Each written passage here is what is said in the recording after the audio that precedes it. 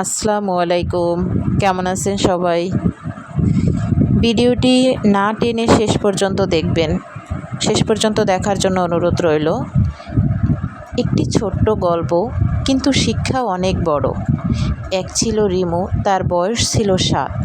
তার বাবা মায়ের তিনি একমাত্র সন্তান। অনেক আদরের ছিল। তার বাবা মা দুজনেই জব করত। তার মেয়েকে রেখে যেত তার চাচা চাচির কাছে। তার চাচা চাচি অনেক ভালোবাসত রিমুকে।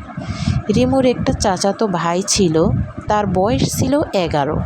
সে ক্লাস 6-এ পড়ে। সেও তার বাবা মায়ের একমাত্র সন্তান ছিল। রিমুর চাচাতো ভাইয়ের নাম ছিল আকাশ। আকাশ এবং রিমু সারাদিন খেলতো, দুষ্টামি করত।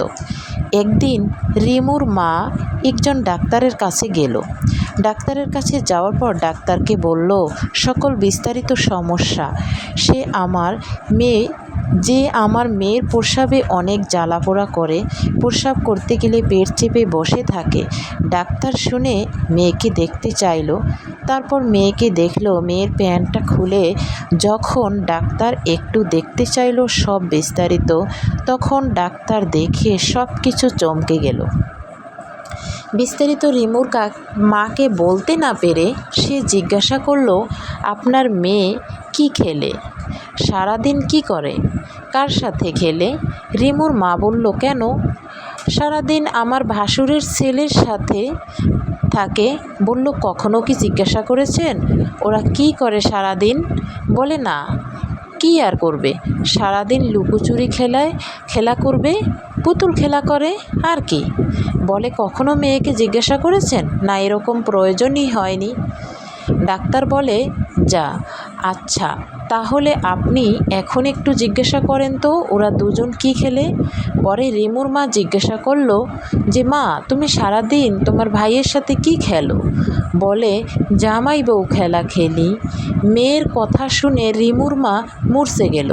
সে এটা মেয়ে আর আমার কি বলছে, মেয়েটা আমার কি বলছে, সে তো বুঝতেই পারছিল না যে এটা কেমন কথা বলল তার মেয়ে, কোথা থেকে শুনতে পারলো। পরে ডাক্তার বলল যে, রিমুর মা, এই খেলাটা তো অনেক পচা। বলে, কেন? এই খেলাটা যদি পচা হয় তাহলে আমার মা বাবা যে খেলে তারা কেন পচা খেলে? এই কথা শুনে রিমুর মা আরও মরছে যান। সে তো লজ্জায় মুখ ঢাকার মতন জায়গা পাচ্ছিল না। ডাক্তারের মুখের দিকে তাকিয়েছিল, বলতেছিল যে, কি বলবো ম্যাডাম, আমার স্বামী বুঝতে চায় না। সে ভাবে মেয়ে এখনও ছোট, কিন্তু বোঝে না তার তো সহ্য হয় না। কি কথা বলে যে কান্না শুরু করে দেয়। সে আমার কত বড় সর্বনাশ হয়ে গেছে। তারপরে ডাক্তার বলে যে, আপনারা তো ভাবেন বাচ্চারা কিছুই বোঝে না, বাচ্চারা অবুঝ, কিন্তু না, আপনারা যা না বোঝেন তার থেকেও বেশি বাচ্চারা অনুপ্রেরণা বেশি থাকে, জানার আগ্রহ বেশি থাকে। বাচ্চারা হলো অনুকরণ প্রিয়। ওরা যা দেখবে বড়দের কাছ থেকে তাই শিখবে, বড়দের কাছ থেকে। তাই সকলের উচিত সচেতন থাকা। যাদের ছোট বাচ্চা আছে তাদের অবশ্যই সচেতন থাকতে হবে। আপনাদের যাদের সন্তান আছে তারা আপনাদের নিজেদের মতন করে বিছানা আলাদা করে থাকবেন। এখন কথা শুনে অনেকেই বলে, আমাদের রুম ছোট, আমরা ভাড়া থাকি, তাহলে সেক্ষেত্রে আমরা কিভাবে রুম আলাদা করে বিছানা আলাদা করে থাকব? এই ক্ষেত্রে আমি আপনাদেরকে কিছু বলবো না। এটা আপনাদের নিজেদের পছন্দ মতো নিজেদের মতন করে আপনারা মশারির সাথে একটা পর্দা দিয়ে নিতে পারেন।